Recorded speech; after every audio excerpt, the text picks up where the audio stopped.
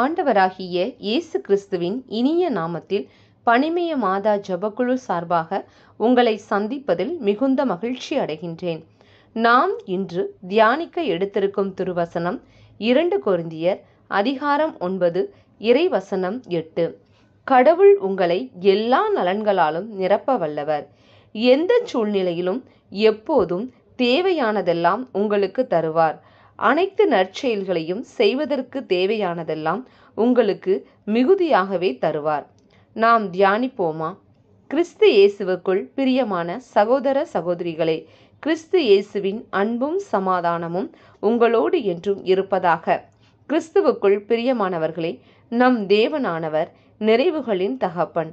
நம் வாழ்வை எல்லா நலன்களாலும் நிரப்ப வல்லவராயிருக்கிறார். அவர் செய்கின்ற எல்லா மகத்தான காரியங்களிலும் அற்புதத்தையும் அதிசயத்தையும் நாம் காண முடியும். குறிப்பாக கானாவூர் திருமணத்திலே திராட்சை ரசம் குறைவுபட்டதை காண்கிறோம். திராட்சை ரசத்தை வேறெந்த இடத்திலிருந்தோ வரவழைக்கப்பட்டதாக அல்லாமல் வெறும் தண்ணீரை திராட்சை ரசமாக மாற்றினார். அதன் சுவை முந்தைய திராட்சை ரசத்தின் சுவையை காட்டிலும் அற்புதமாய் இருந்ததாக காண்கிறோம். அதேபோல் இரத்தப்போக்குடைய பெண் சுகமானதை காண்கிறோம். அவள் அந்த நோய்க்கு எவ்வளவு பணம் செலவழித்திருப்பாள்? தன்னிடம் இருந்த எல்லாவற்றையும் வைத்து செலவழித்திருந்தாள். மேலும் அந்த நோயின் தாக்கம், பலவீனம், அவமானம், தனிமைப்படுத்தப்பட்ட நிலை என பலவற்றை அவள் சந்தித்திருப்பாள். ஆனால் அவள் விசுவாசத்துடன் இயேசு கிறிஸ்துவின் ஆடை விளிம்பை தொட்டவுடன் பரிபூரண சுகம். நோயிலிருந்து மட்டுமல்ல, அவள் அனுபவித்த எல்லா பாடுகளிலிருந்தும். பழைய ஏற்பாட்டிலும் கூட நாமானை தொழுநோய் பிடித்திருந்த வேளையில் அவர் கடவுளின் வார்த்தைக்கு கீழ்ப்படிந்ததின் விளைவாக அவர் உடல் சிறுபிள்ளையின் உடல் போல மாறினது என்பதை வேதத்தில் காண்கிறோம். சாலமோன் அரசனும் இறைவனிடம் ஞானத்தை கேட்டபோது அதனோடு கூட அவர் பல நலன்களாலும் நிரப்பினார்.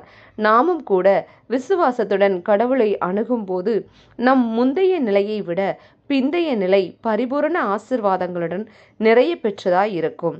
ஏனெனில் நம் பலவீனங்களிலே அவருடைய பலன் பூரணமாய் விளங்கும்.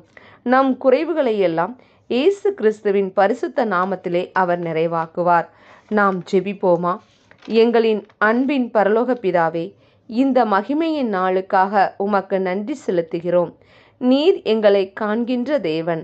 நாங்கள் உம்மையே விசுவசித்து உமது நாமத்தினால் வெற்றியையும் நிறைவையும் ஆசீர்வாதங்களையும் சுதந்திரிக்கக்கூடிய பிள்ளைகளாக எங்களை நீர் அழைத்துள்ளீர். இந்த அழைப்பிற்காக உமக்கு நன்றி செலுத்துகிறோம். நாங்கள் தொடர்ந்து உமது பிரசன்னத்தில் நிலைத்திருந்து உமது அற்புதங்களையும் அதிசயங்களையும் கண்டடையக்கூடிய கிருபையை எங்கள் மீது பொழிந்தருளும். இந்த எளிய ஜெபத்தை இயேசு கிறிஸ்துவின் இனிய நாமத்தில் ஒப்புக்கொடுத்து ஜெபிக்கிறோம் எங்கள் நல்ல பிதாவே, ஆமென். இந்த நாள் ஆசீர்வாதத்தின் நாளாக அமையட்டும். Praise the Lord.